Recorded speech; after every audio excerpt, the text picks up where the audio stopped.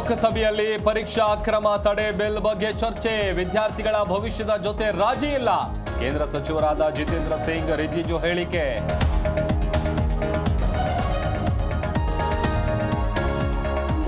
ರಾಜ್ಯಸಭೆಯಲ್ಲಿ ನೀಟ್ ಬಗ್ಗೆ ಚರ್ಚೆ ವೇಳೆ ಗದ್ದಲ. ಚರ್ಚೆಗೆ ಅವಕಾಶ ನೀಡದಂತೆ ವಿಪಕ್ಷಗಳಿಂದ ಗಲಾಟೆ. ನಾಳೆ ಬೆಳಗ್ಗೆ 11 ಗಂಟೆಗೆ ಕಲಾಪ ಮುಂದೂಡಿಕೆ.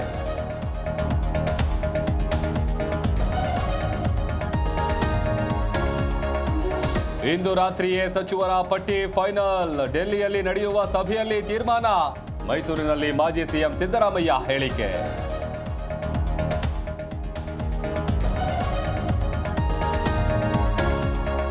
ತಮಿಳುನಾಡಿಗೆ 4 ಟಿಎಂಸಿ ನೀರು ಹರಿಸಬೇಕು. ದೆಹಲಿಯಲ್ಲಿ ಸಿಡಬ್ಲ್ಯೂಆರ್ಸಿ ಮೀಟಿಂಗ್ನಲ್ಲಿ ನಿರ್ಧಾರ. ನೀರು ಬಿಡದಂತೆ ಮಂಡ್ಯದಲ್ಲಿ ಅರೆಬೆತ್ತಲೆ ಹೋರಾಟ.